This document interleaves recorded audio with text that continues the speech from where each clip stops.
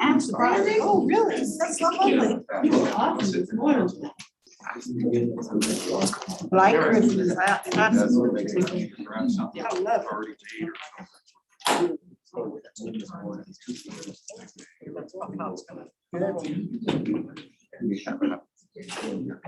And I think we need to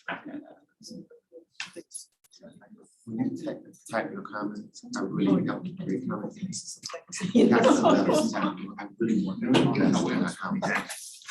I think you can create those. That job. I gotta look through the keys. I rather have read. I'm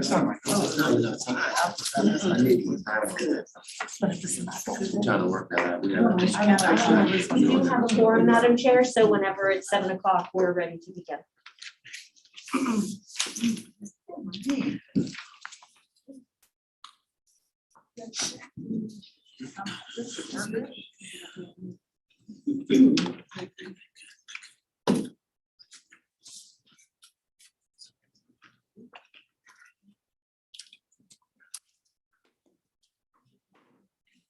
We'll now call this meeting to order.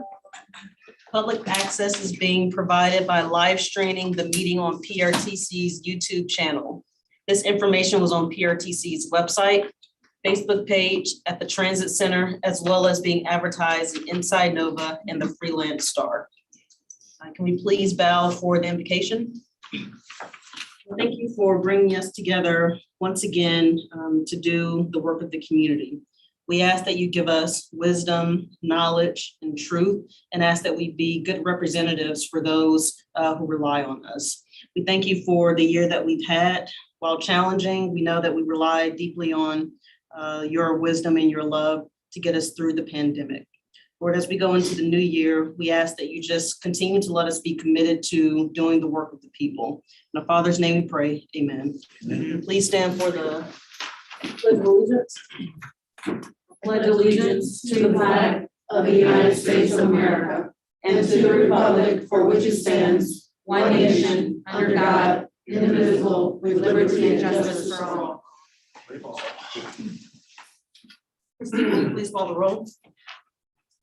Victor Angry. Here. Andrea Bailey. Here. Kenny Bodie. Present. Margaret Franklin. Here. Janine Lawson. Nestle Vega. Here. Pete Hanlon. Maggie Hansford. Kalai Kandasani. Here. Kim Short. Benny Smith. Ann Wheeler. Tanisha Allen. Here. Cindy Lamb. Here.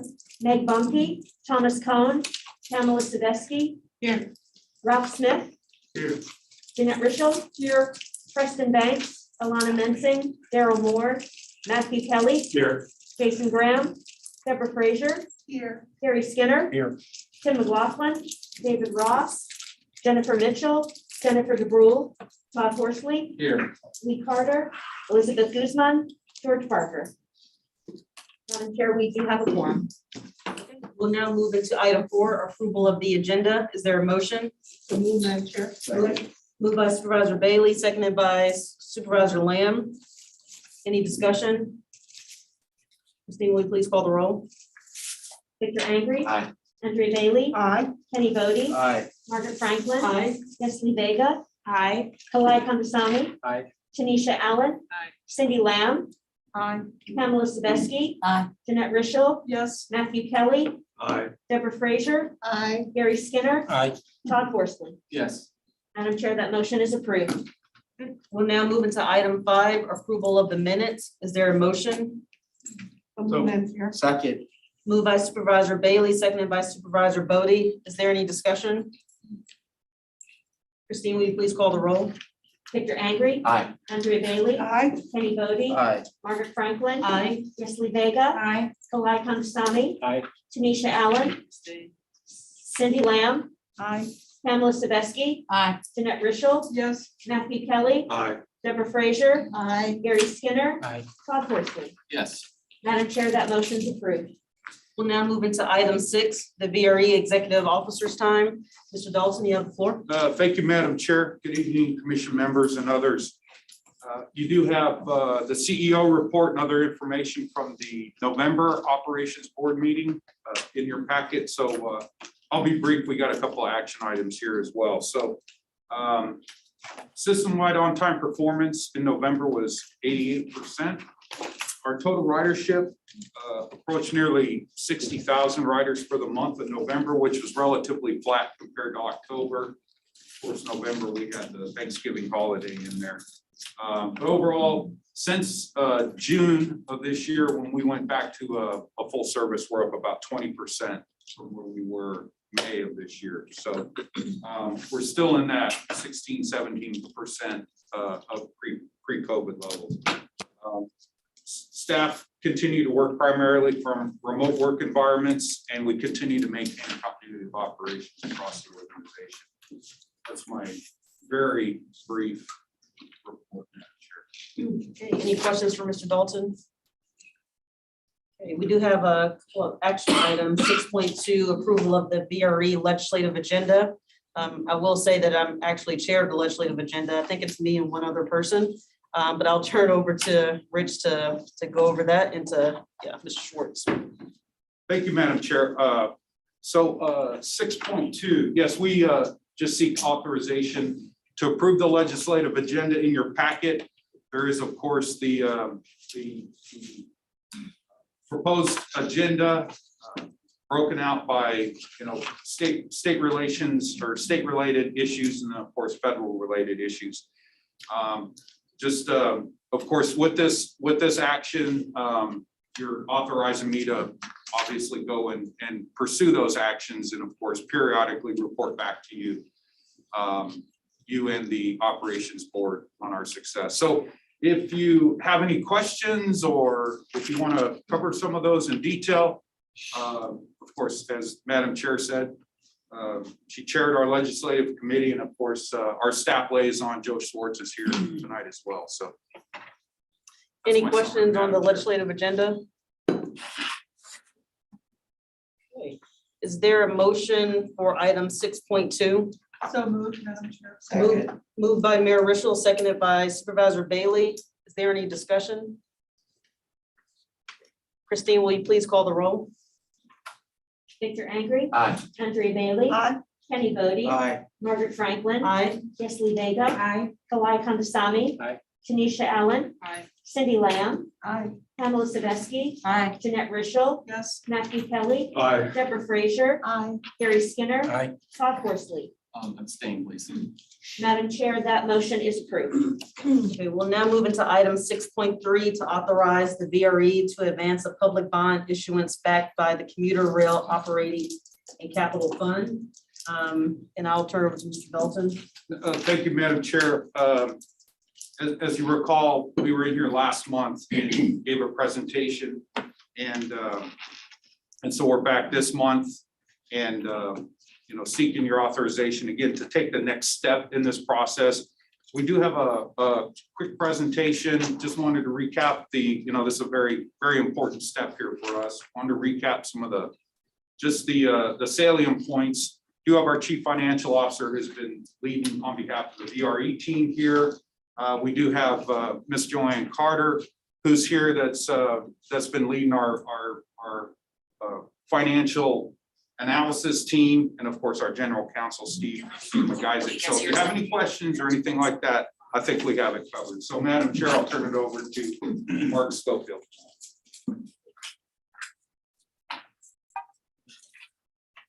Thank you, Rich. Madam Chair, good evening, Commission members.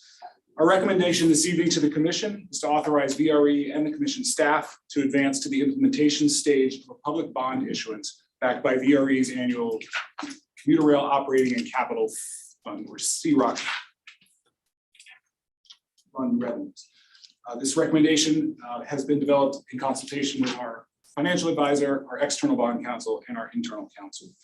VRE and the commissions have committed to this debt as a part of the funding agreement between VRE and Virginia Passenger Rail Authority, VPRA, that was executed earlier this year.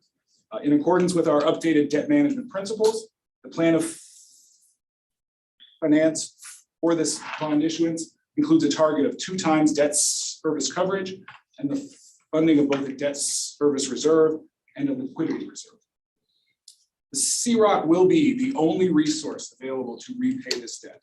There will be no backstop from VRE's other resources, the local jurisdictions, or the Commonwealth. A preliminary credit assessment indicates that this CROC-backed debt would receive a credit rating in the AA category. And based on market conditions as of early November, a bond sale would generate approximately $130 million in available project funds.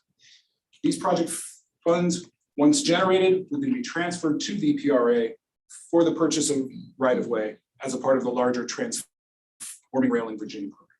VPRA has concurred with our recommendation on this approach. So the next steps. If the commission agrees with this approach and authorizes us to advance, we will move ahead with tax due diligence with our outside bond counsel, choosing an underwriter, and pursuing indicative ratings from the credit ratings agencies.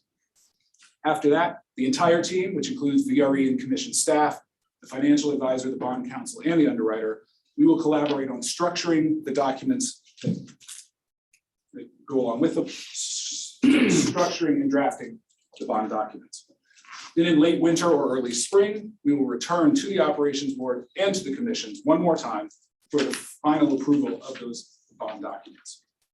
If the approval is given, then we will be able to issue a preliminary official statement, excuse me, and ultimately then to market and sell the bonds. Along with those bond documents, we will also provide the commissions with a formal legal opinion regarding the debt issuance that makes it clear that bondholders will have no recourse against VRE, the localities, or the county. One of the things that we talked about at the last meeting was risks. And so I want to just provide a little bit of clarity in regard to that discussion. So the proposed CROC-backed debt is similar in many respects to the special tax bonds that have been implemented across the Commonwealth using regional tax funding methodologies. Most recently by VDOT and the CTB for the I-81 bonds, but then also for HR TAC and the NVTA. There is right now over $2 billion of debt outstanding in Virginia that will be repaid from regional revenues like regional fuels taxes, sales taxes, and other similar regional taxes.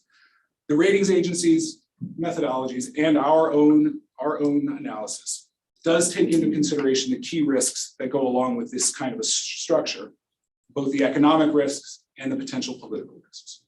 And the bottom line is that once these bonds are issued, the risk of payment default is judged to be very low. That said, if the landscape for the funding of transportation in Virginia looks like it might be changing in the near future, we would not simply charge headlong into the bond issuance. We would come back to the commissions for further discussion, and if needed, we would engage with the VPRA as our partners. And with that, thank you, Madam Chair. We would be happy to answer any questions. Sure, and we did have a robust discussion about this in VRE, and I know we have a couple of members here. So, Mr. Kelly? No, I'm going to go ahead and support this. We need this as part of keeping our big projects moving forward, and it's our commitment that we made to the state to move this project forward. Just 2 points is one, understanding the core CROC is money right off the top of all of our gas tax funds. And 2, I guess my biggest concern that has been expressed that, supposedly we are under no legal obligation for the debt, but for us to continue down the road of using gas tax revenue for bonding things on long-term projects, so we all know where gas tax is going. I mean, there does need to be a very robust conversation on what's going to be funding transportation in the future, because we can't continue down this road. This is just I mean, what we're issuing is long-term debt. Anybody want to take a guess what gas tax revenues are going to look like in the next 20 or 30 years? Just saying that for, at some point, somebody's got to start pushing to get this issue dealt with, because we are going down a real dangerous road. Mr. Skinner? I'd like to reiterate what he said too. It's very important. We're leaving, obviously. I agree with what Matt has said, but, and I will support this. I think it's managed very well by a great staff. And so I'd like to make the motion to approve 6.3. Sure. There's a motion. Is there a second? Second. Seconded by Supervisor Bailey. Any further discussion? Supervisor Bailey? Thank you very much. I really appreciate, I will be supporting, of course, this initiative. And I really appreciate the in-depth study and research that you've done on it, just in terms of risk mitigation, real important. So thank you so much for that.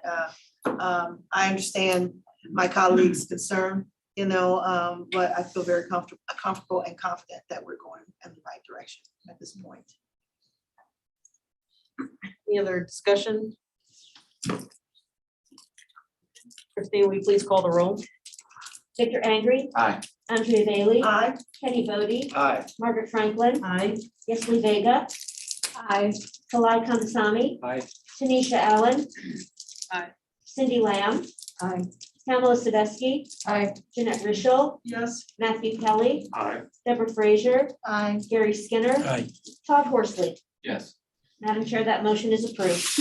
And then there are several information items. Mr. Dalton, not sure if you want to mention any of those. I'll take any questions or, yeah, there are information items that were, again, part of the November CRE Ops Board package. So if you have any questions or other questions in general? Sure. Like I said, we got the 18 here tonight. Yeah. Mr. No other, is there? No, I had a question, but the item is already closed for discussion, so. Oh, for the previous. Yeah, okay. You can still have. I don't know if I can still ask him under this category, under this item that's in front of us. That's Please. with the bond that you were speaking about, and you mentioned that, excuse me, that if there's new funding that you guys would reassess the bond before you do it. Now, does that include infrastructure funding that's gonna come from the federal government before? How would that impact the issuance of the bond? I know a lot of that guidance hasn't come out yet to determine the funding mechanism. That's a very good question. Viewed sort of narrowly, that federal funding won't have any impact on the bond because we're only looking at backing the bond with the regional gas taxes. But as part of that sort of a broader political discussion about, like Mr. Kelly was saying, about how are we going to fund transportation in the region, that could have a broader impact on that discussion. Okay, thank you. Any other questions? Thank you, Mr. Dalton. Just wanted to conclude, we'll take off. Madam Chair and the rest of the commission members, happy holidays and please stay safe. Thank you. Thank you. Thank you. Thank you. Now move to item 7, public comment time. Seeing, is there any public comment? No, Madam Chair, no comments were submitted. Moving to item 8, the consent agenda. 8.1 is, actually, there are no items other than our monthly jurisdictional acceptance report and the proposed PRTC 2022 Board of Commissioners meeting schedule. So is there, Madam Chair, with the consent agenda as submitted. Second. okay, is there any discussion? All right. We'll now move into item 9. You got to- Oh, I'm sorry, yes. Sorry. It happened so quickly. And I believe that was a motion by Supervisor Kelly and a second by Supervisor Angry. That's right. Victor Angry. Aye. Andrea Bailey. Aye. Kenny Bodie. Aye. Margaret Franklin. Aye. Yesley Vega. Aye. Kalai Kandasamy. Aye. Tanisha Allen. Aye. Cindy Lamb. Aye. Pamela Sadowski. Aye. Jeanette Rischel. Yes. Matthew Kelly. Aye. Deborah Frazier. Aye. Gary Skinner. Aye. Todd Horsley. Yes. Madam Chair, that motion is approved. Okay, now we'll move into item 9, executive director's time. Yes, ma'am. No specific items to follow up from last meeting, so we'll dive right into the report. First, I'd like to begin with celebrating our 5th class of our OmniRide mentoring program. So we dub it M5. I initiated this program about 3.5 years ago as a way to really build the collaborative networks within the organization. I've been mentored in my career formally, had been able to serve as a mentor, so it's just a great thing to have. Very meaningful. And I got the first one kicked off, and then I handed the reins over to Cynthia and Holly Morello. Cynthia's Holly out there somewhere? Yes, There she is. So handed the reins over to them, and they've done an outstanding job in really giving the program life. I'm just gonna hand it to them to talk about it and just kind of describe what occurred this particular semester. Thank you so much. Cynthia? Good evening, Madam Chair and members of the commission. The OmniRide Mentorship Program is about developing a team of positive, constructive leaders that are better prepared to take advantage of whatever opportunities come their way. Some of the benefits of the program include building leadership skills, building a culture of mutual support and respect, helping to deepen relationships within the organization amongst the employees, providing leadership opportunities that inspire employees to contribute in new and creative ways, and providing an opportunity to give back to Prince William County as well as to the OmniRide organization. Since its inception in the fall of 2018, I can't believe it's been that long, it's wild. We have had 43 OmniRide employees go through the program, 6 First Transit employees, and now we're proud to say 3 Keyless employees as well. They've completed the program, and the program is modeled on the simple idea of developing OmniRide employees as a team of positive, constructive leaders, while also building a culture of mutual respect and support for one another. And we are so proud of the M5 mentees that are graduating tonight. They have done a fantastic job. They have really embraced the program, from the lunch and learn sessions that we've had, from the reflection papers that they've had to write. This was Bob's brainchild, and it's awesome. Cynthia and I love to read the reflection papers that the mentees submit. And we also had 2 leadership spotlight presentations that Cynthia is going to talk a little bit more about. But we had Ross Snare, who is the COO at the Prince William Chamber of Commerce, speak, as well as our very own Victor Angry, who spoke just on this past November. So with that, I'll turn it over to Cynthia. Thanks, Holly. Good evening again, Madam Chair Franklin and members of the commission. Again, I'm Cynthia Porter Johnson. And as I've shared before, it is just such an honor to be a co-coach for this mentoring program. It's rewarding to work with Holly, as well as all of our co-workers, and especially Keolis. And so we have Bob again to thank for this program. But again, as Holly indicated, we thank each and every person that have gone, all the employees that have gone through this program, because of course, without them, there is no program. So even during the pandemic, this program has just continued to exceed our expectations. We talked briefly about the Spotlight Speaker Series, which has been a huge success for this program. And we would like to thank you again, Supervisor Angry, for coming and just taking the time to speak with us. You really inspired so many people that were on that call. Some of them, employees, are still talking about it. And so we really appreciate your time. And as Holly mentioned, we're just so excited about this graduation. They're like our kids, so to speak. You know, it's good to see them come through this program and just really take it on. And as she indicated, they've done just that. They've worked really hard on the mentee project, which is always a really important thing for us. And so this time the project was to make donations of food, treats, and toys to local animal shelters.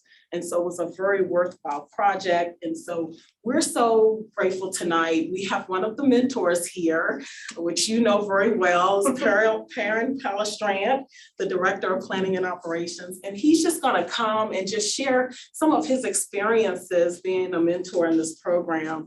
And so I just wanna thank all of you for the time that you give us to share and about this wonderful program. Have a good evening. Thank you, Cynthia and Holly. Good evening, Madam Chair and members of the commission. I was honored to be a mentor in the M5 program. It was my first time in it, and what I love about the program is there's no hierarchy to who's a mentor or who's a mentee. So that was a lot of fun. I had an instant bond with my mentee because I worked with his father at a transit system in Las Vegas. So I already had that connection, and I knew him when he was little. So to see him now was pretty exciting. And again, Supervisor Angry, your presentation was really profound, and one of the things you said in there has just stuck with me, and it's something that I repeat to my team, which is never personal, always professional. And I really appreciate that you said that, because it really does transcend across a wide scope of what we do in our daily interaction. So thank you again for that. So I just wish much success to this program. I'd love to be a mentee at some point, because I like to learn, and even being a mentor, you'll learn. And that's the whole idea. It's not about if you're a mentor, you're better than the mentee. You're learning with each other and helping each other out. So again, thank you for that. And I really appreciate the class health.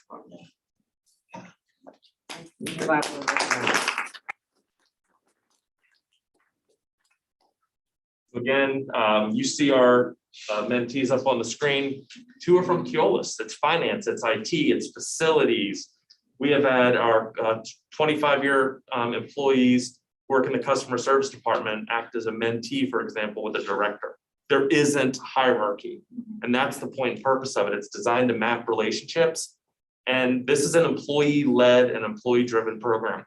Holly, Cynthia, how well did you know each other before you started doing the mentoring work together?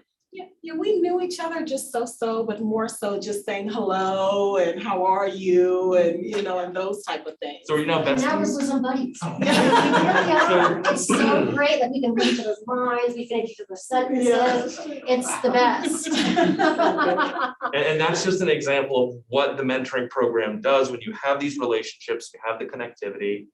And so some of the things are, we've done donations for underprivileged children for back to school. There's the reading library out front. If you've seen that, that was from the mentoring class. So part of it is to give back to the community. We put dollars behind it. We buy the books, we buy the materials, we support the endeavor, sometimes we provide a little food. And then there's been bowling. Was there skee ball once? Maybe I'm crazy on that, but there's been bowling. So it's designed to really have a little bit of fun while you also grow and develop. While we've got Holly in here, I'm gonna have you help embarrass her a little bit. She was honored by the Association for Commuter Transportation with the President's Award. Ooh, yeah.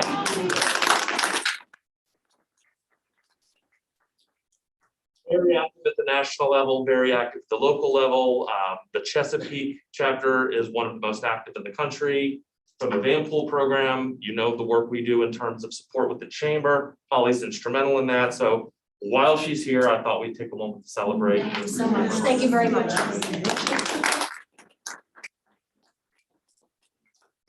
Another couple of different changes we've had. Our diversity, equity, and inclusion working group has been led by Ben Matters. I believe he gave us a presentation in October. He has stepped down from that role in terms of leading, and he's done the handoff to Janae Miller-Tunn, who's going to take over that role and responsibility. Again, this is another employee-led working group where the employees are really shaping the culture and the identity of what we do and identifying the course of how it really sets the course for what we as the leadership team as well as the board will support and fund and get behind. So it's very exciting to have that transition. We've also started, announced today the initiation of a green team inside the organization. We focus a lot on decongestion, emissions, et cetera, but it's time we look beyond the tailpipe and we start looking at ourselves as an organization and what can we start to do? We already recycle, right? We already have LED efficient lights, but what else can we do and what else can we do to be better? So we're effective stewards of taxpayer dollars, but also effective stewards of the resources that we live in. So we're launching that initiative. I did want to mention that we're going to be going to market for our chief financial officer in the coming weeks. We wanted to give some time to kind of let some different roles and responsibilities settle in. Cynthia put her hand in the air and said, hey, I'd like to grow, I'd love to grow. And she's now the manager of grants and procurement, so a step up for her, great opportunity. With this, we're realigning and moving IT under finance because it really does fit a lot of the business systems components there. And then what we're also going to be doing is quality assurance has historically been under planning and development. We're migrating that to safety and security because right now safety and security is a one-man show. And they end up helping safety and security law.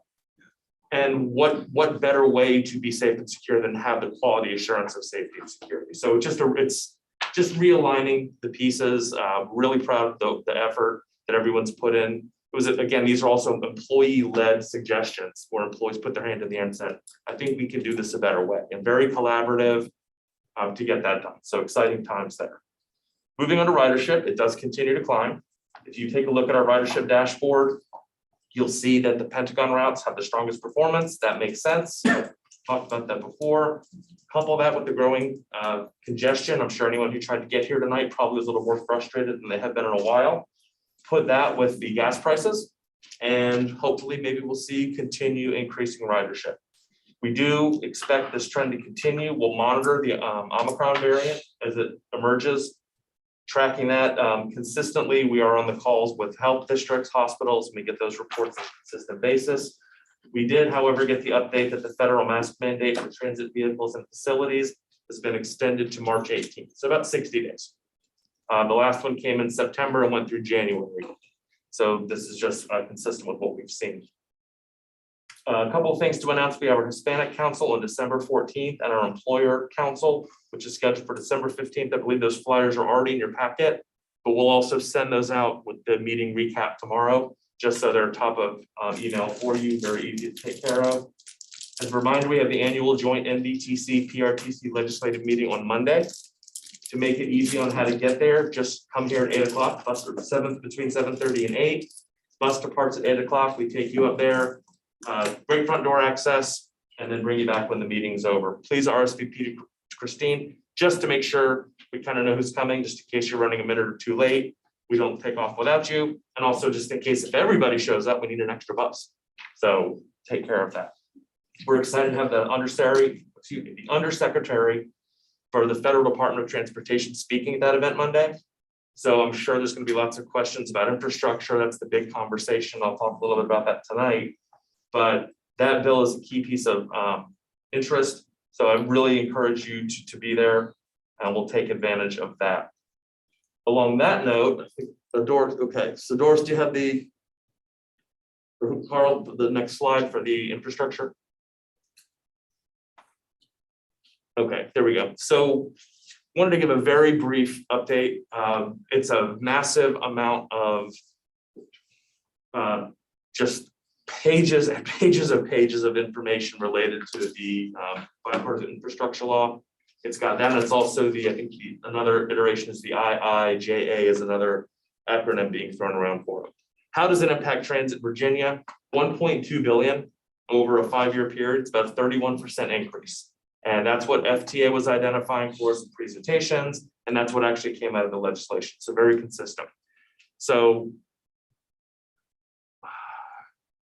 I feel like we're missing a slide. Can you go back, Carl? Was there one before this? There we go. All right, so primary areas of impact. The way this works is it generally hits in a couple of key categories. The first is the formula programs and formula grants. So we receive 5307 funding, which allows us to buy vehicles as well as preventive maintenance expenses, things of that nature. There's also 5339, which is again a subsection of the federal code for bus and bus facilities. That's where it allows us to buy more equipment. The 5307 is a lot more flexible. We can use that to recover maintenance costs. We can use that for technology. We can build stuff with it. 5339 is dedicated to bus and bus facilities. It really is a more narrow scope. What this also does, it creates flexibility in some of the state programs, such as CMAQ, Congestion Mitigation Air Quality. So this adds more money. It also gives the state a little more discretion and control as to how they'll spend that money. And it puts a lot of investment in the hard brick and mortar type infrastructure elements. So next slide, as you'll see, how it affects us directly, we'll see about a 30% increase in our 5307 funds. That is something we get each year. VRE will receive that as well. WMATA will receive that. So all transit systems will get that bump. We don't get a tremendous amount of 5307 money. It heads to VRE. So VRE will once again receive the lion's share, just like with CARES and CRISA. We mentioned that it's because of the way they're capital centric, that's where that money will flow. So we'll see an increase of about $1.5 million per year, which is fantastic. We can use that to offset maintenance expenses. We can try to make some of the facility improvements that are desperately needed here. But the rest of it is rather nebulous. So for example, 5339 is about fleets. So it's like, oh, perfect, just go out and replace your vehicles. Well, when are they due for replacement? What's the cycle? Are they funded by the toll payers? Right, so now it's a different revenue stream. So that's why it's a little bit more nebulous there. Plus, a lot of this does end up as discretionary money and as competitive grants. So depending on how the state programs dollars, and depending on what the competitive nature is, we'll compete, and we're very good at competing for the grants. We're very successful with that. But it will really, depending on what programs are out there, that is going to be the big challenge. So that's why it remains a little more nebulous. The counties, the cities, that's who is going to see the big impact in terms of your roadway budget. So when trying to look at projects, there's opportunities, there's mega projects out there. Does, for example, improvements to the rail network qualify for some of those things? That's what we'll have to wait and see in terms of the legislation. It's something we'll monitor, but it really won't have an immediate significant bump. We were on a national call today, and it's okay, here's the dollars. FTA doesn't have increased bandwidth to process the grants. Even if you go buy the buses, it's hard to get supplies, materials. So it's another year and a half before you can even get the bus on top of what it was before. So timelines are backed up there. Even just buying what is called a cutaway vehicle, or like an airport shuttle small vehicle, is now a 2-year window where they used to be 4 months. So that is it's kind of interesting, and here's the money, but good luck spending it. And that's kind of the conversation that we had today. This won't really affect us as much as it will hit bigger cities like Dallas or San Antonio. But Chicago, they have 42 train stations that are inaccessible to persons with disabilities. They're likely going to use that money not to buy more rail cars. They're going to try to improve their stations. So those are some of the different ways that the transit systems can take advantage and look at that. I just wanted to give you that snapshot of what the infrastructure bill is and what it means to us as an organization as we move forward. Okay. And then from there, before Barbara gives her update, I wanted to mention we put the final touches on our very first annual report. For those of you who were here early, you saw this kind of migrating on the screens. Just click through this, Carl. What this is just an annual report about us. Where does our money flow? The narrative of the organization, our experience battling COVID. Put our budget in here. It just gives a nice snapshot of understanding the organization as a whole. We'll have this, of course, digital format. We're also producing this in print. Hopefully we'll have this in time for the legislative meeting Monday. Again, everything's backed up. Production cycles are a challenge. If we don't, we'll still have it distributed. I just didn't want this to end up on the street without you at least getting a chance to see it. We'll try to get this into a PDF and send this out with your report tomorrow. But it's who we are. We've got statements from riders, really focused on our employees and the things we've achieved in 2021 and what we're teed up for the future. So this will become an annual staple of what we do and just give a picture of where we've come and where we're going. So with that, I'd like to turn it over to Ms. Murdoch. Thank you, Dr. Snyder. Happy holidays, commissioners and guests. Just to follow up on some of the things Dr. Snyder talked about, we at Keolis are indeed having supply chain issues as well in terms of getting parts for the buses and making sure that we have what we need to provide the safest vehicles on the road. So some of our strategy has been to look at some of our other operations around the country to source some of the parts, as well as look at other options as well. But again, our goal is to make sure that we're putting out the safest buses on the road. We continue to, to conduct a nationwide search for a maintenance manager. And of course, we're looking for bus operators and dispatchers. So again, if you know anyone who fits those roles, please send them to keolis.com and look at our career page. We got a great month for November in terms of safety. We've had no preventable accidents. We're working collaboratively with the PRTC leadership on our next run cut for February for 2022. And Keolis's VP of Finance is coming on December 15th to meet with the PRTC leadership to give an update as to where we are on this contract financially. And I'd like to congratulate the mentors and mentees and the graduating class, and just let you know that's only one program where we're working collaboratively with the PRTC leadership. As Dr. Snyder talked about, we had 2 managers in that program. We're working on the green team with the PRTC leadership, and we've been collaborating on December 11th for our Christmas party that we'd love for you to attend at Tidewater Grill in Dumfries. I believe that's where it is. It's 8 o'clock on Saturday, December 11th. So again, a lot going on with us in this industry, and thank you. Any questions? Any questions for Ms. Murdoch? Madam Chair. Supervisor Vega? Thank you. Just kind of want an update on how we're doing when it comes to hiring for the positions that we had vacant. I'm not sure if you mentioned that, maybe I missed it. I did. We've had a job fair where 3 people came. Okay. We did get 1 person out of that one. We're starting a new operators class, and we just started it. And I think we got 1 supervisor and 1 operator out of that one. And nationally, our recruiter is helping us, working with different veterans organizations and social agencies around here to see what we can do. But again, we're feeling the same problems that everybody is in trying to source those positions. So in terms of vacancies, how many are we looking at? We're looking at about 8 operators to get us, back to 100%.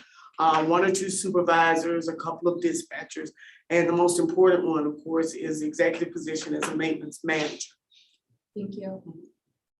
Supervisor Bailey? Yeah, just to piggyback on what you just said, has it been a long time you've been looking for the maintenance manager? I mean, and you're No, just a month for that. just a month? Okay, okay. Thank you. Any other questions for Ms. Murdoch? Okay, all right, thank you, Ms. Murdoch. Dr. Schneider? That's my report. If there's any questions, happy to answer. Any other questions for Dr. Schneider? We'll now move into item 10, presentations and information. We do have 2 presentations, the first being our annual audit presentation. So we'll turn over now to Mr. Beerocker. Thank you, Madam Chair. Good evening, everyone. Great to be back in person this year. So recognize a lot of faces from the Zoom screens last year, but glad to be here. So just to start off, want to thank Bob, his staff, Joyce, Finance. They do a great job being prepared for us when we walk in the door. And this is one of the cleanest audits our firm does on an annual basis. So just want to say thank the staff here. I'm going to dive into a couple overall audit results. I'm not going to get into real depth of the financials. I was able to go into a little more detail with the executive committee beforehand, but if anyone has any questions, feel free to answer or ask them, and I'll answer your questions. So overall audit results, in the financial statements, there's only 8 pages that belong to PP mayors. Those are the various opinions in the financial statements. There's 3 opinions. All 3 opinions are unmodified opinions, which are the highest opinion as auditors issue. There's an opinion on the financial statements themselves, which is all the financial information. Then there's an opinion on internal control and compliance based on government auditing standards. That's where we come in and we test the controls here, make sure everything's in compliance and they're operating effectively. The 3rd opinion relates to the federal funding that's received here, the single audit that's performed, and that's also an unmodified opinion. So as I mentioned, the audit's completed and planned. Everything was timely. There are 2 other reports that we issue as part of our audit engagement. There's a report that goes to the DRS for the that relates to the pension liability and things of that nature that PRTC reports. We have to come in and do testing around employee eligibility, payroll, things of that nature. And then the other report that it mentions in process, but it was just finalized today, a data collection form. We have to report this to the federal clearinghouse. It relates to all the federal funding that's received here. So we have to go in, answer some questions, provide information, and upload the audit report to the federal government. And then they look at that review, and if they have any questions, they would contact us. So next slide, please. So a couple of highlights. Net position for the year decreased 5.7 million. And when you hear that, if you think about from an operating perspective, there was a loss for of the year for 5.7 million. That's reflected on page 64 of the financial statements. I won't get into a lot of detail there, but if there are questions, I can answer those. The pension liability, this is one item that a lot of entities want to know. Annually did increase 1.7 million, but at the end of the year, you were 91% funded. So if you think about a lot of entities across the state and other localities, anything higher than 75%, you're pretty well funded with that pension liability that's out there. Unrestricted net position at the end of the year, that's what's available here to spend for PRTC operations was 20.1 million. We had restricted net position at 18.5, and that primarily relates to the money that's held here by the participating jurisdictions. So the fuel tax money that's collected at the jurisdiction's discretion, they can spend that money 18.5 on projects and things that they wish to use that money for. Your net investment in capital assets, which is your brick and mortars, equipment, buses, things of that nature, 8.5 million at the end of the year. So next slide. Results of the single audit. PRTC qualifies as a low risk auditee. What that means is we've had no issues in prior years, and you've had a single audit for subsequent, or for the prior 3 years at least. So you're a low risk auditee, which just has some impacts on the volume of testing we have to do. There's one major program, it's the Federal Transit Cluster. Those are the 4 programs in which you receive federal funding under that we audit annually. This also includes the CARES Act funding that was received. And as I mentioned before, the opinion on this was unmodified and there was no compliance findings. Next slide. A couple other items in the audit that we have to communicate annually. Key audit and accounting issues. That there are estimates in the financials, such as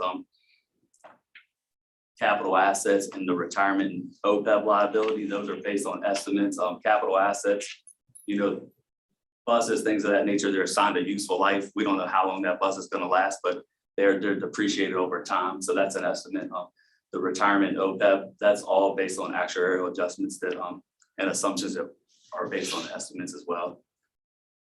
No audit adjustments, which for most entities and organizations, localities, that's unusual. I can't remember the last time we had an audit adjustment here. It's been several years. And next slide.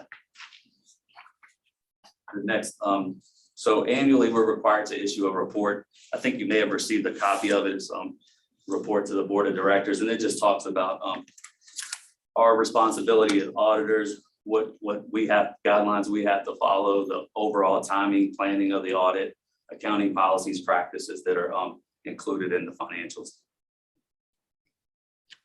There was no disagreements with management. We're not aware of any consultants that were used, things of that nature. No significant issues discussed with management. No deficiencies or difficulties performing the audit. And then also included in that package is certain written communications between our firm and PRTC, our arrangement letter and representation letter. And then these last few items, we're not aware of any fraud. Management, our executive committee didn't make us, didn't communicate any issues there. We're fully independent of PRTC. And the management letter that we issued relates to upcoming GASB pronouncements that could impact the organization. So no other management letter comments were issued. So that's all I have. If you have any questions or comments. Thank you, Madam Chair. Obviously, this is a great report. Going to get unmodified here at the top. This is for Bob too.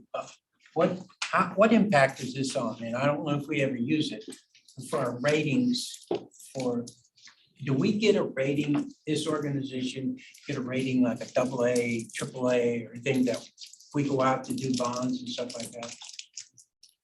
Joyce, in terms of bonds, we've done bonds, others, I think we've done, what, if we had a bank loan for the facility across the street, is that correct? We received funding from the Virginia Resources Authority.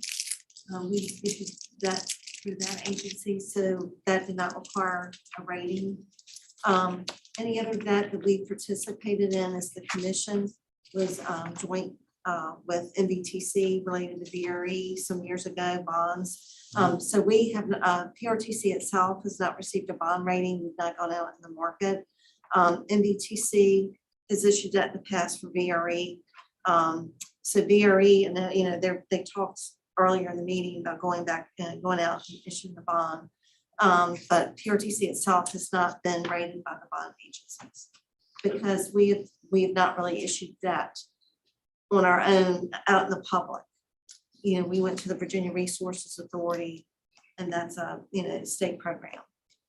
If you were to go out and issue debt, the bonding agencies would look at your financials.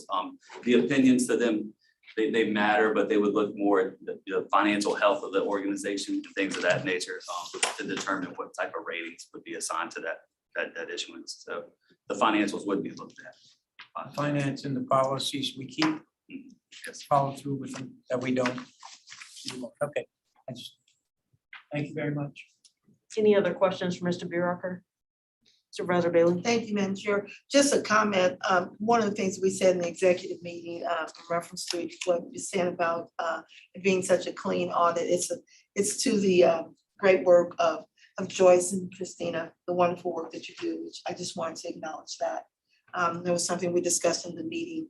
Just keeping the numbers straight, it takes a lot of focus. So just that collaboration, we really appreciate the hard work. Any other questions, Mr. Bureaucrator? Okay. Thank you, Madam Chair. Thank everyone, and have a great happy holidays. Thank you.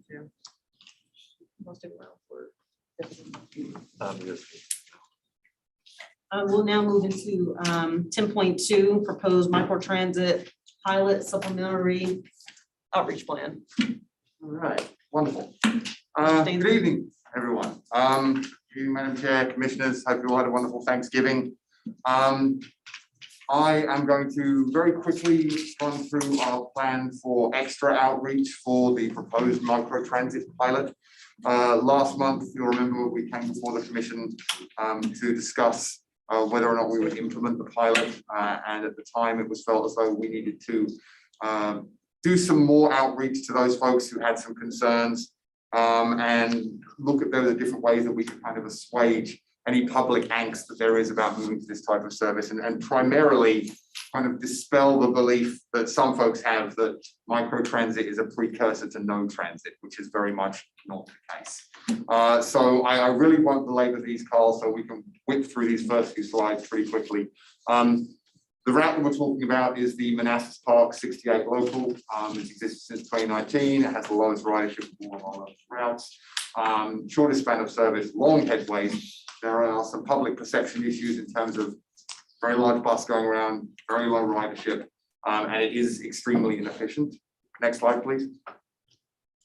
What had been proposed by management was a microtransit solution. And the key difference here is to not think of it in terms of the vehicle difference, like all those blinged up vehicles there in the bottom right hand side of your screen, because it would be a vehicle that would be provided in the same way by OmniRide service using the fantastic careless operators that we have. It's branded the same, it would be the same.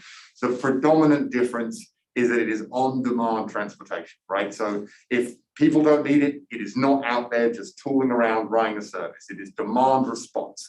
And that is where you get a lot of your savings. And it's what allows you, as you'll see on the next slide, please, Carl, that's what allows you to offer service over a much larger point of space. So you see there, you see the blue line, which represents the the Route 68, and then you see the green blob, which essentially is the proposed microtransit zone. So it's our hope that this would allow us to, in a budget neutral way, offer those better headways and to offer, more connected points and, less first mile, last mile issues, that type of stuff. What we've done so far, and certainly several people in the room were actually attended some of these events. We had a public hearing at Manassas City Hall. We had a town hall, Manassas Park Community Center, a 30-day comment period. We passed out information on the buses, social media posts, and ad soliciting feedback in the standard places that we post inside Nova, LTM Latino, Freelance Star, to name but a few. What we will do is some of it's more of that stuff, and some of that is also a little bit different. This is all about looking at the time frame from now through June. And our idea is to come back here in June of next year, as you guys have requested, and give you the information that is necessary for you to be able to make a decision about this service at that point. One of the main things that we are doing is putting together a check back survey and questionnaire with those folks who filled out a petition. There was just under 100 names on this petition against changes to the Route 68.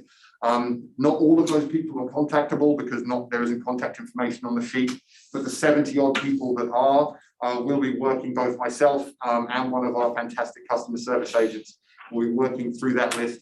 We've put together a spreadsheet, very straightforward questions that we will be asking them, simply not quizzing them on why they voted against changes to the Route 68, but just simply confirming that they did sign it and that they were aware of what they're signing. We'll have that all in an Excel spreadsheet that will be in the board packet at the June meeting, which will allow you guys to make that opinion. And again, it's all about trying to assuage those fears, making people understand that they are heard, and that, again, this isn't some kind of slippery slope towards no transit. This is just a better way, potentially, of moving these folks around when you do have a fixed route that is extremely underutilized. So other things that we're going to be doing, you'll see here on this timeline. You actually might want to go back one slide, Carl. You'll see so we're going to contact the folks with the petition. We're going to have a survey for the Route 68. We're also going to have more actual riding on board the Route 68. There is an ask here, and I would be extremely remiss, now Thea will be mad at me if I didn't make this point, is that we are going to lean on you guys to help us to reach your constituents. Particularly, that's going to be you, Commissioner Richnell, and also Vice Mayor Spesky. We would like very much to potentially be putting any kind of mailers. We're going to produce information that goes out to your constituents. We are going to be doing some geo-targeted Facebook advertising. All of this after the holiday period. It's not financially viable for us to be competing up against everything else in the next couple of weeks. So all of this will kick off in the new year. We're going to ask the City of Manassas Park if you can put us in maybe in your residence guide that you have. Also put up something potentially on your website under the departments tab maybe. But this is something that myself and Althea will be working with you on as we go forward. And so also doing some mailings, doing some inserts and some of the utility bills that are going out, just so that we can kind of canvass as many people as possible. But the high line is the following up with the people on the survey, doing the surveys on the buses, doing more ride-ons, and then basically taking the month of May to essentially compile all of that information, get it to you guys good and early so that when you come back in June, you can make that decision. We remain confident that it is an excellent option in this particular scenario, and we're hopeful that we can persuade the public that that is in fact the case. And that's all I have. I'm happy to take questions. Any questions, Mayor Richnell? Thank you so much for the presentation, and I want to thank staff for putting together this outreach. I really appreciate it. I mean, we all acknowledge that microtransit is extremely important, very important component of the transportation network going forward. We all appreciate that every locality can benefit from this. Really appreciate the outreach. As you said, I heard from several residents, they were afraid it was a prelude to cancellation. They couldn't see the benefit that would be derived from this, but hopefully everyone will be able to convey to them that what exactly microtransit is, that there are benefits not only to them, but to the broader public. And also that PRTC takes very seriously continued service to the public. And you know, I know that we all carefully deliberate on everything, and I think this outreach is really going to demonstrate that. So thank you again, and thank you, Madam Chair. Absolutely. Any other questions, comments? Okay, thank you, Mr. Smith. Thank you. Absolutely. Thank you. Okay, we'll move into item 11, our action items. 11.1 is the authorization to accept the FY21 audited financial statements, required communication to the commissioners, and PB Merrill's LLP management letter. Obviously, we just got the presentation, so. Moved. Is there? Okay. There's a motion by Mr. Kelly. Is there a second? Second. I think. Seconded by, okay. By Ms. Allen. Any comments? Christine, will you please call the roll? Victor Angry. Aye. Andrea Bailey. Aye. Kenny Bodie. Aye. Margaret Franklin. Aye. Kinsley Vega. Aye. Kalai Kandasamy. Aye. Tanisha Allen.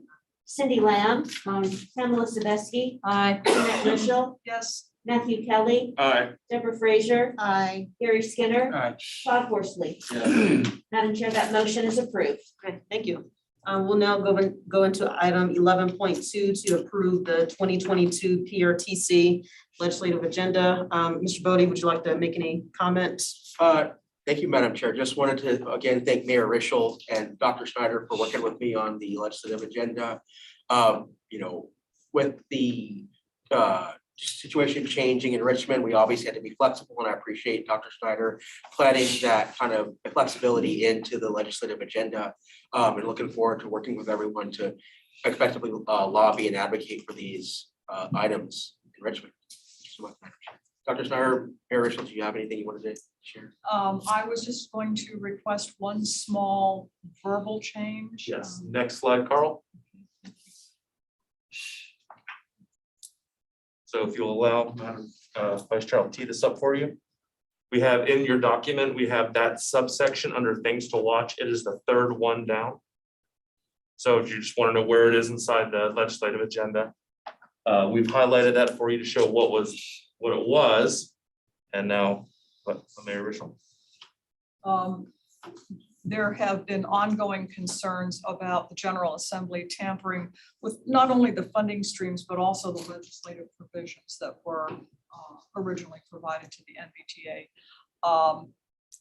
You can imagine when the portfolio is the size of the portfolio of the NVTA, there's a great deal of looking at that portfolio, even though every dollar of that is allocated to a project, still there is the temptation to tamper. So I know this is the exact wording that we have in our Manassas Park legislative agenda. And it's just a little bit more inclusive than the previous language. And I would request if everyone is in agreement that this be added. I just want to correct one thing. I think through our copy paste, we got it backwards with our proposed and our original. Okay. Is that correct, Mayor Rischel? The It top should read, language. supports protection of all revenues of the MBTA that have been Yes. provided through So legislation. we accidentally switched them. The draft that went out and emailed to you on Tuesday morning, I believe it was, that has the support restoration of NVTA. That's just a copy paste error on our fault on putting the slide together. It should be the supports protection. Yes. I apologize for that. Thank you. Is there a motion to? Motion to accept this proposed, I guess. Yeah, is there a motion to accept the? I have one quick question. Yep. Doesn't really affect us, but I'm just curious, based on the presentation we just received, and especially that's a great point to make. No more rating of local funds for state projects. But that also reminded me too, on the two of these, we've been so focused on COVID and moving money and getting COVID money. And I haven't followed it in a while, but we had a little bit of a crisis about a year or so ago when the state started piddling with putting formulas together like you do with Smart Scale for our transit funding, which stuck it to us pretty good. And because one of the things we were talking about a few years ago was doing more of this type of bus system or even diverting off to do some of these runs.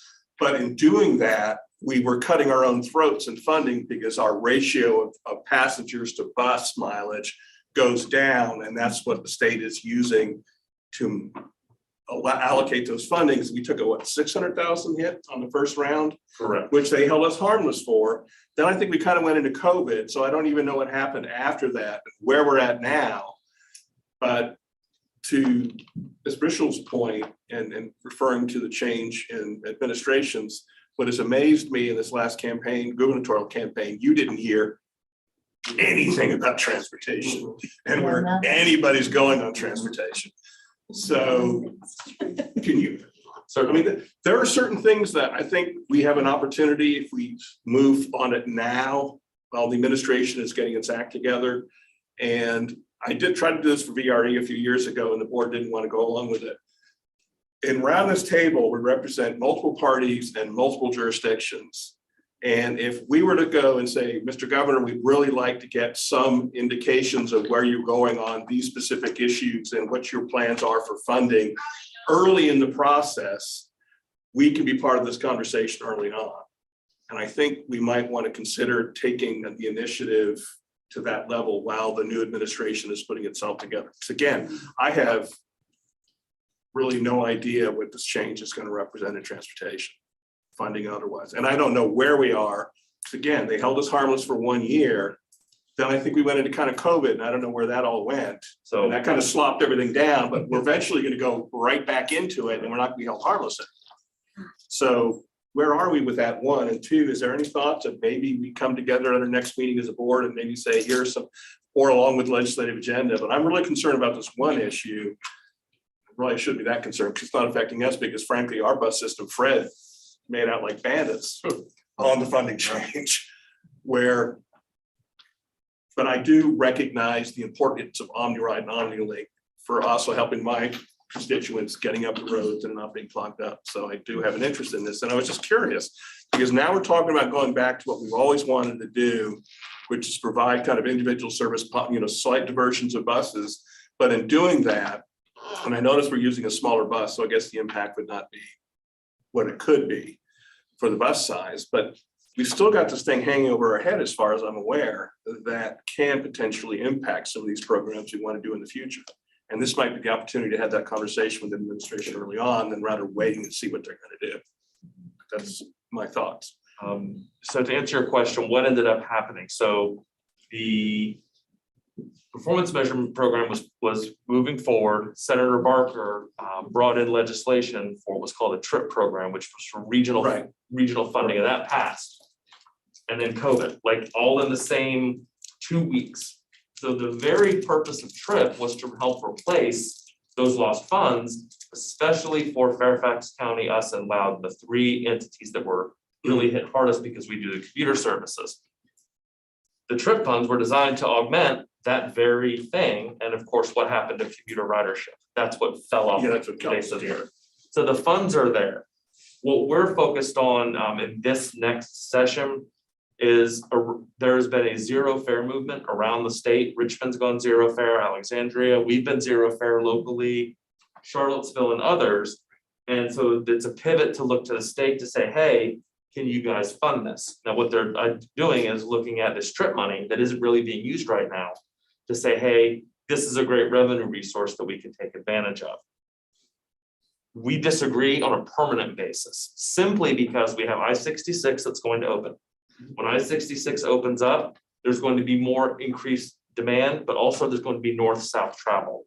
One thing that the toll revenues do not do is assist us with doing travel that is not directly on those interstate corridors. We're very close to. So if we want to move up into Dulles, how do we do that?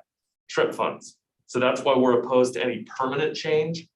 Senator Barker is interested in doing a budget amendment that would allow us, at least for the near term, while we're not going after those funds, to use that for zero fare programs. So that instead of us having that budget hole, those funds would flow back through.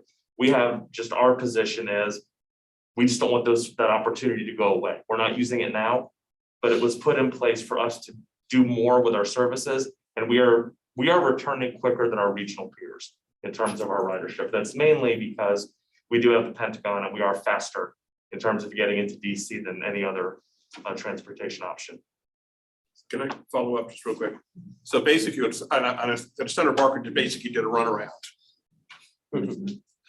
But the legislation in place still exists, and I'm just kind of wondering, is it time for us to try, because I understand the runaround, and I just remember when we went through this process, and DRPT's defense, they acknowledged that the General Assembly was going to rush this through, they were going to pass it no matter what. They had 6 months to put a program together, which we all agreed was not enough time. We all agreed that what they came up with was going to be very detrimental to commuter bus service. And even with all that, the General Assembly still did it, just said, I'll hold your arms for a year, and we got an end run. But I mean, is this an opportunity for us to maybe be a little bit more proactive on that particular issue? And because I'm concerned about us asking for anything out of a General Assembly that frankly has not shown itself to be very accommodating transit. Without speaking on a political terms, this is just It is political, part of the political question. we don't even know who the secretary appointments are. I know, that's what we don't know who, I don't know if anything's been released. So we're kind of in the dark in terms of what those priorities and initiatives are. The main thing we look to is who's being appointed chairs of committees. That helps give us an indication of what some of those priorities are. And we'll continue to have our lobbyists with our ear to the ground on that. They were actually going to be here tonight for this discussion, but there's an event that they wanted to attend because it includes the new chair of the House Transportation Committee in Norfolk. So they're there. So taking advantage of that. It's really going to be a couple of different things. One was going to be, how do they decide to spend, to me, the infrastructure bill? That's a huge item right there, and all the decisions that get made there, plus what will be the true budget that gets proposed and then carved up through the General Assembly process. That'll tell us a whole lot more. So I think it could be now, it could be later. We just don't have a real indication as to which way the governor's initiatives are going to go. That's just my general. Well, I guess I want to ask you is this, and I'm asking the board because it's not fair to ask Bob that question. So it really is a political question, is how involved we want to get potentially in getting our views forward as the administration is establishing itself, or wait until everybody's in place and then go, okay, now we'll go hat in hand again and say, hey, this is what we want, this is what we want to do. Before we get into Just a that, question. Supervisor voting. Yeah, so to sort of piggyback off and have that dialogue a little bit, we did sort of, when we were talking about this, we wanted our language to be as flexible as possible. And in that, I mean that we wanted to emphasize flexibility. So as we look at things as federal workforce getting called back, and us having to make tweaks to those types of routes and trips, that it doesn't necessarily inadvertently make it so we're shooting ourselves in the foot, like you said. We made sure that that was part and parcel to a lot of the language we were talking about, because we don't know what the next 6 to 8 months looks like in terms of people getting called back and us pivoting to that point. So why I say that is what we have in this legislative agenda is a blueprint to do exactly what you're talking about, being like, this is what we have, this is what we're looking for, this is some of the experience and the lessons we've learned over the past 2-3 years, even before COVID. So as we start to see the chairs of committees being appointed, the new Secretary of Transportation being appointed, we can begin those conversations. So that, I think that this is a good foundation for that, but I leave it up to the chair and everyone else to decide how we want to go about advocating. Yeah, and actually I was gonna kind of get at that same point that, I don't think our priorities change depending upon who gets into what position. But to your point, I don't see anything wrong with, although I'm not sure what being proactive looks like if those people aren't necessarily formally in place, but certainly if we pass this legislative agenda, our priorities don't change depending upon who gets there. But I think at the first sight that, those processes become formalized, we start having those conversations ASAP. There are two issues here. When we usually do a legislative agenda, it is looking at the current dynamic in trying to deal with the current dynamics to get funding. This tip was an end run around this, and we try to go over here, and we want to be lined up for here. We all agree that there's systematic issues, which is driving us into taking a left turn here, trying to run around here, trying to get special dispensation here. You know, the question is, you know, it's the same thing, is why we aren't really pushing Richmond about, guys, come on, gas tax is passé. Get off your you know whats and tell us how you're going to fund transportation in the future. I'm looking at this more as if this is an opportunity to go after the systematic issues as opposed to just the. Sure. And I mean, and I guess, you know, we can have a conversation about what does that look like, you know, some of the people, at least that are currently in the majority, will probably remain on some of those same committees. And so it probably doesn't hurt to have those conversations, at least with those people we know that will probably remain. Senator Barker obviously being kind of our #1 advocate here on PRTC. And so I think, you know, if you're looking to be proactive, we can at least maybe do that. Yeah, could I suggest that we might have, if we can, have our legislative, not a legislative, that's our staff people who are in Richmond here on our next meeting if Our possible, lobbyists. just kind of brief us on where we're at, what we can do, and maybe bounce some ideas off them and see what they think. Sorry. Yep. Last thing, if I could, to that point, because I think that, you know, politics aside, having new people coming into place, to your point, is a good time to talk about those systemic issues, right? The problem, the need behind the need, to your point. So I would love to have them here to your point, so we can have that discussion on what that looks like and how we can get ahead of the train here, pun intended, on getting those systemic issues. The bus. Yeah, good point. And some of that may be in the form of sending some letters, you know, having those initial discussions so we can get some advice from them. I just, you look around this room and the jurisdictions that are represented here, if as long as we're talking with a single voice, it has an impact. VRE is the same way. And I understand there's political, as there was with VRE, nobody wants to embarrass their side and everything else like this, but you know, transportation is pretty important. We haven't talked about it in the last 2 campaigns for governor. And we're pretty much status quo. We all know the status quo sucks, excuse me. So it's kind of, is it time when we have an opportunity to have a more robust conversation? Yep. That's all. So I would like to entertain a motion to move this forward. Is there a motion? So moved. Moved by Supervisor Bodie. Is there a second? Second. Ms. Lamb, is a second. Any discussion? Yeah, I just Mayor want to Russell? say thank you very much for considering this. And I appreciate everything that's been said, and there is an unfortunate degree of uncertainty which drives this conversation. So understood. Any other discussion, comments? Okay, will you please call the roll? Peter Angry. Aye. Andrea Bailey. Aye. Kenny Bodie. Aye. Margaret Franklin. Aye. Yesley Vega. Aye. Kalai Kandasamy. Aye. Tanisha Allen. Aye. Cindy Lamb. Aye. Pamela Sadowski. Aye. Jeanette Ruschel. Yes. Matthew Kelly. Aye. Deborah Frazier. Aye. Gary Skinner. Aye. Todd Horsley. Abstain. Madam Chair, that motion is approved. Okay, thank you Supervisor Bodie and Mayor Ruschel for leading that effort. All right, we'll now move into chair's time. Ms. Sabeski, she is chair of the nominating committee. Would you like to give an update? Absolutely. Thank you, Madam Chair.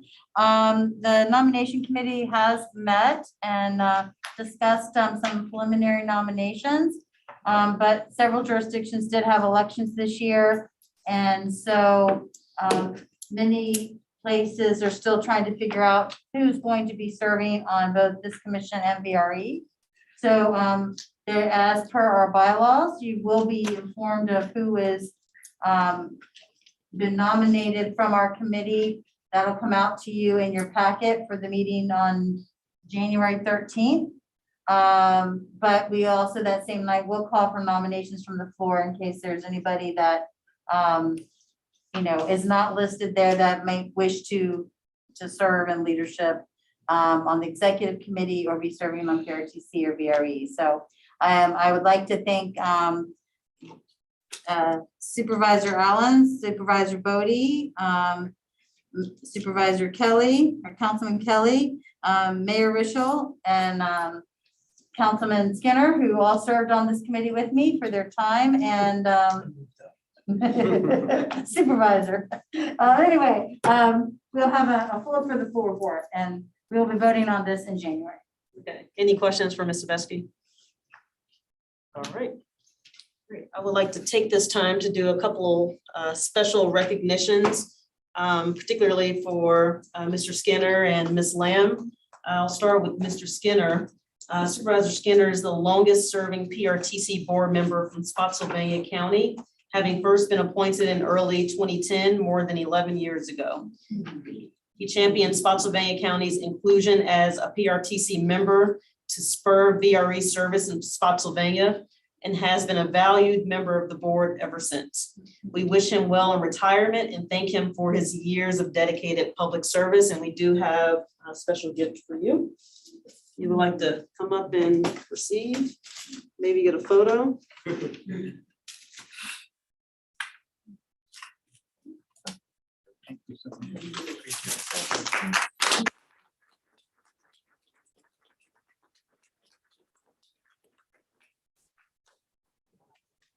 Not doing it. All right. Okay, you're too late. Yes, Yes, First of all, I can tell you it's been a great pleasure to be on this board. The most important thing that I've learned, Matt and I both, is that this board has always, parties don't find here. We've got one thing in mind, and that is do what's right for the people that we represent. And I can tell you there were almost 10 years before I knew one of the members, what their politician, what their party was. That's how good it was for us. Second, I'd like to thank Chair Franklin. I mean, you came in cold and you have done such a marvelous job here. And you did for 2 years, I believe. So to be fresh and come in here and run an organization like this, I am very appreciative of it. And the rest of you should be appreciative. She has done one hell of a job.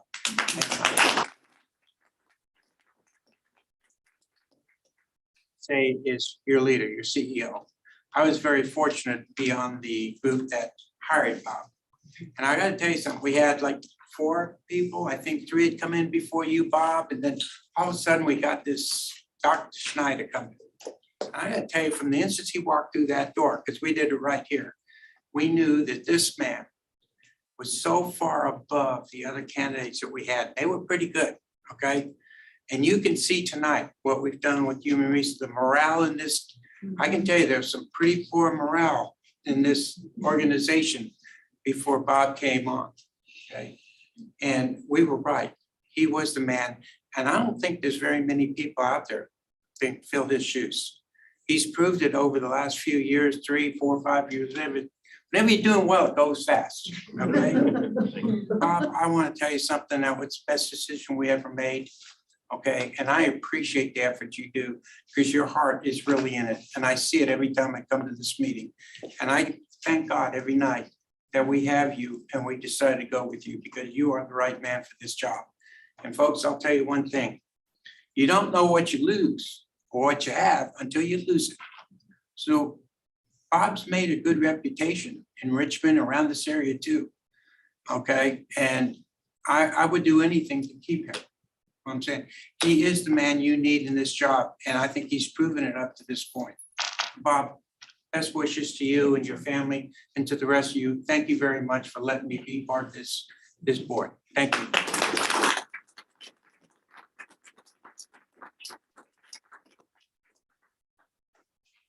Thank you, Mr. Skinner. Thank you for your service. All right. Supervisor Lamb has represented Stafford County on our board for 4 years. She has been an enthusiastic supporter of our mission, as proven by the fact that she joined staff on a cold winter morning in November 2019 to mark the first day of OmniRide service in Stafford County. We will miss her enthusiasm and wish her well in the new year. Of course, we have a gift for you.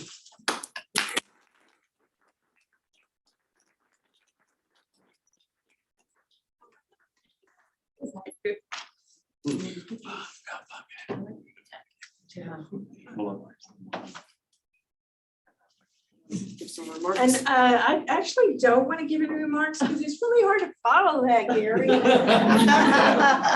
what am I supposed to say?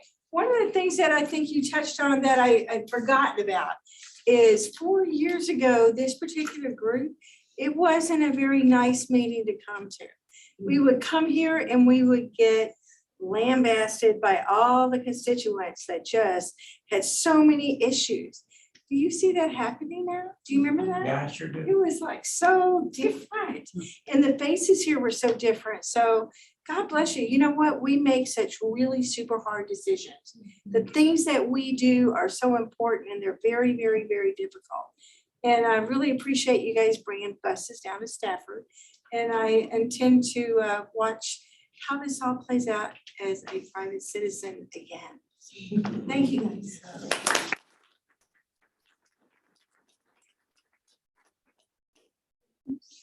Great. We'll now move into item 13, commissioners' time.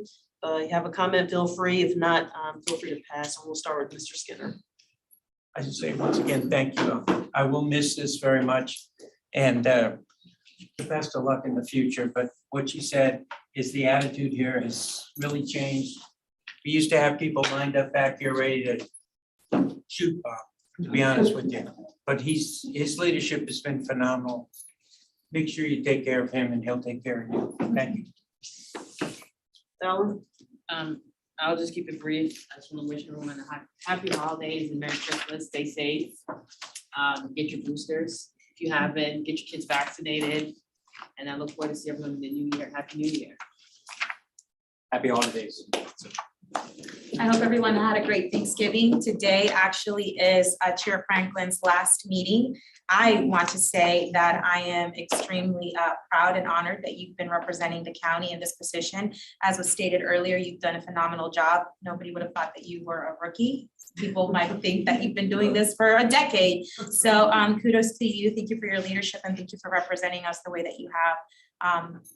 I'm sure we're going to be learning about our next chair here soon and we hope to support him as well. So I hope everyone has happy holidays. Thank you.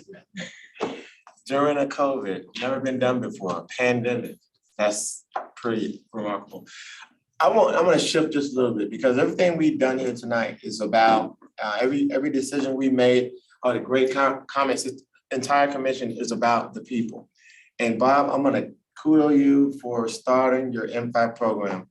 And Cynthia and Holly, thank you for having me as a mentor speaker on that call because at the end of the day, the motivation, the morale we've talked about, the change in the personality and how people are gelling and getting along and this organization is growing, all starts with that. So you created a program that literally is the key to everything that we do here. Thank you for that. Thank you too for y'all passion and putting it together, and I am so wanting to be a part of it at any point in time or wherever I can help. And I honestly think we all should. So if there's an opportunity for all of us to be a part of the mentoring and the growth and the learning from the leadership experience, please jump on board with that. So thank you, Bob, for that. And Merry Christmas, everybody. And Chair Franklin, thank you for the 2 years that you've masterfully maneuvered this organization in the right direction. Thank you. So like Gary said, when you're doing good, it goes fast, right, Gary? And so you are doing good. You're doing a great job. And I mean, you get the business taken care of in a short amount of time with no nonsense. And I respect that.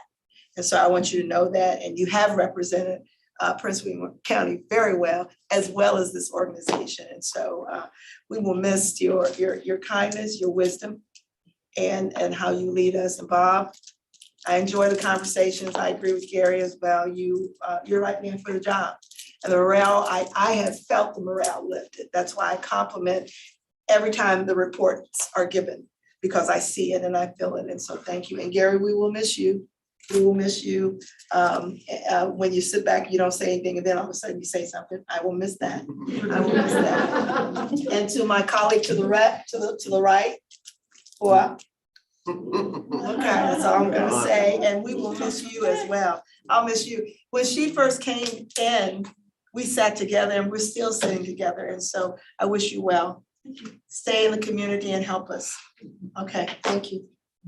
One of the things I wanted to thank Margaret is behind the scenes, several of you, Jeanette, you the same. is that behind the scenes, we all had different kinds of conversations. And one of the things that I just love talking about in this particular group is that regional view that we have. Our regional view, I've come up to Prince William so many different times and met with you guys just on a moment's notice. And you guys are like, hey, let's go have lunch, let's go talk about things. And that is what our constituents need. They deserve that. And that's the part that I love about this group.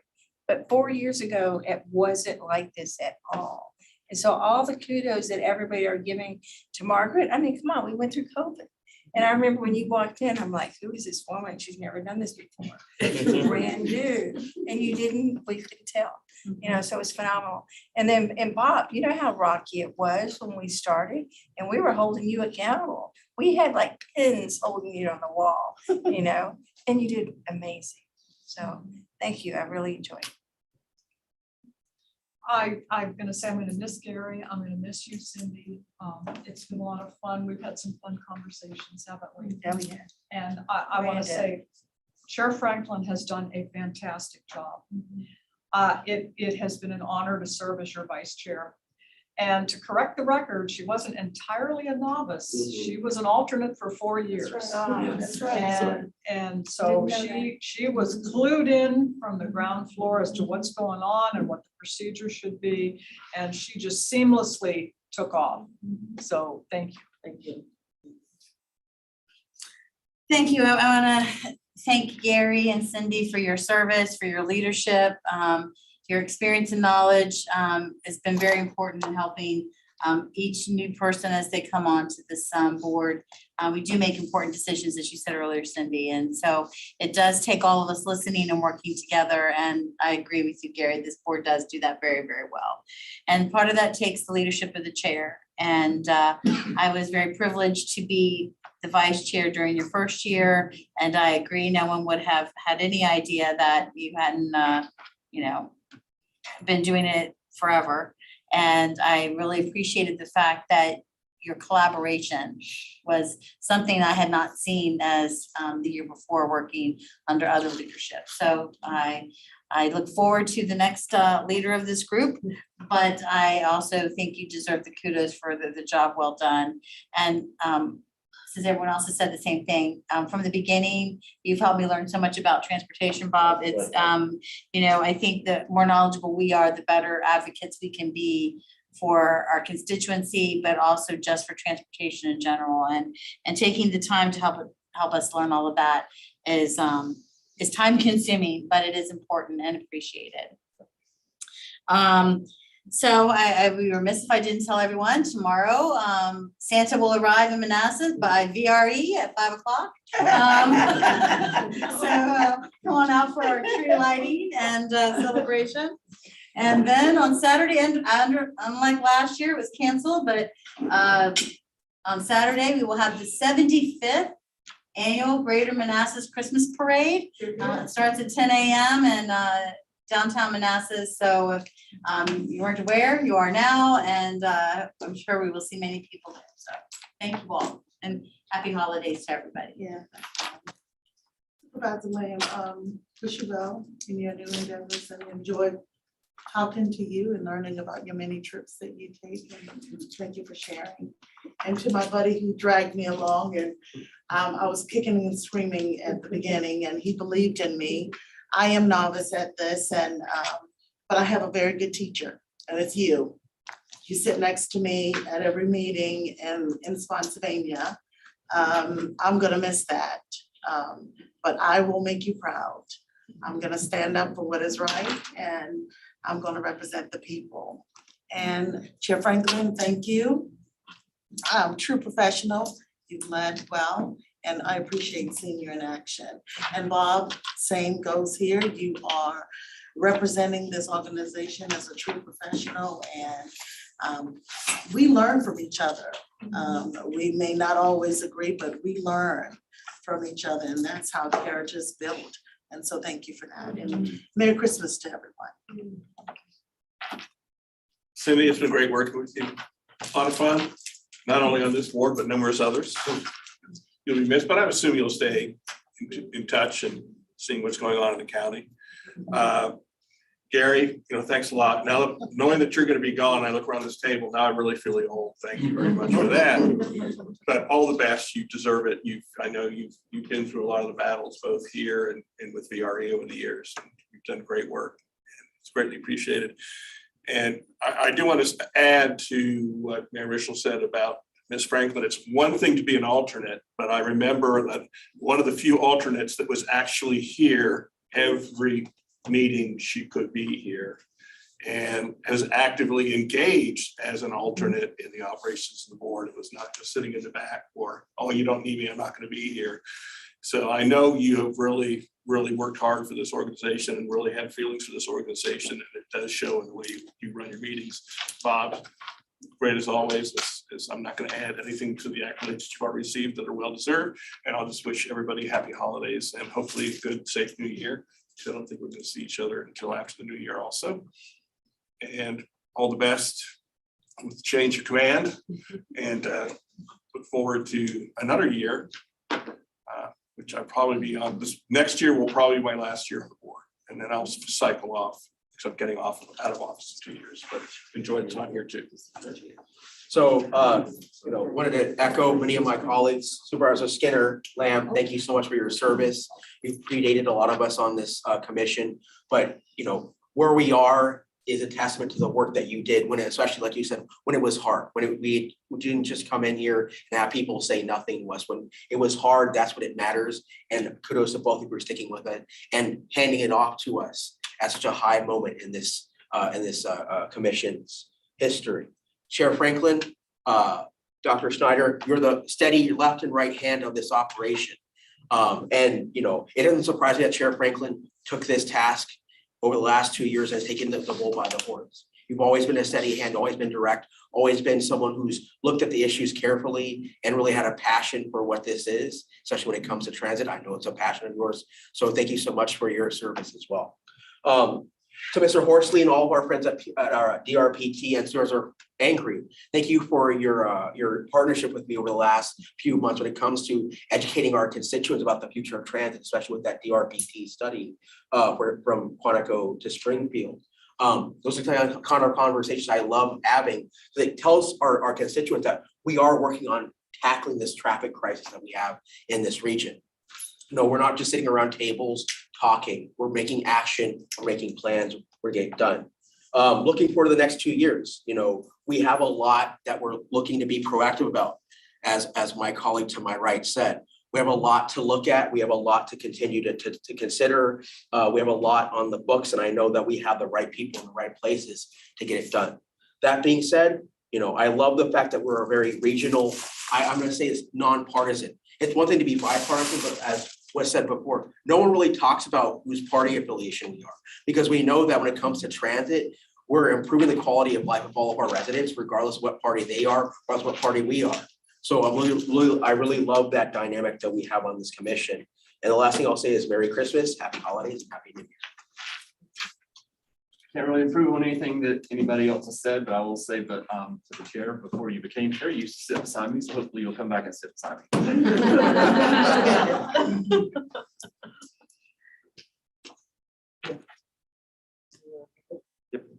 There are motions to adjourn. You have no words, Madam Chair? So actually, so this is a bit awkward because actually I just found out my last meeting is January. So I do have remarks. I do have remarks. I'll save my remarks for January as I pass the gavel off to the incoming chair, which will be released soon. So I'll reserve my remarks, but I do want to say it's been a pleasure and Merry Christmas, and I'll see you guys in January. All right. Motion to adjourn? Yes.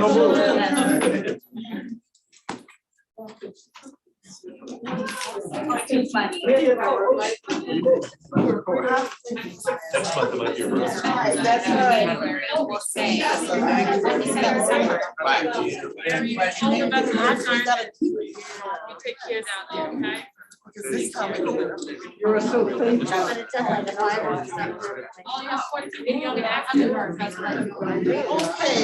Thank you. So much. You're welcome. Thank you. Better than Well, worst problem.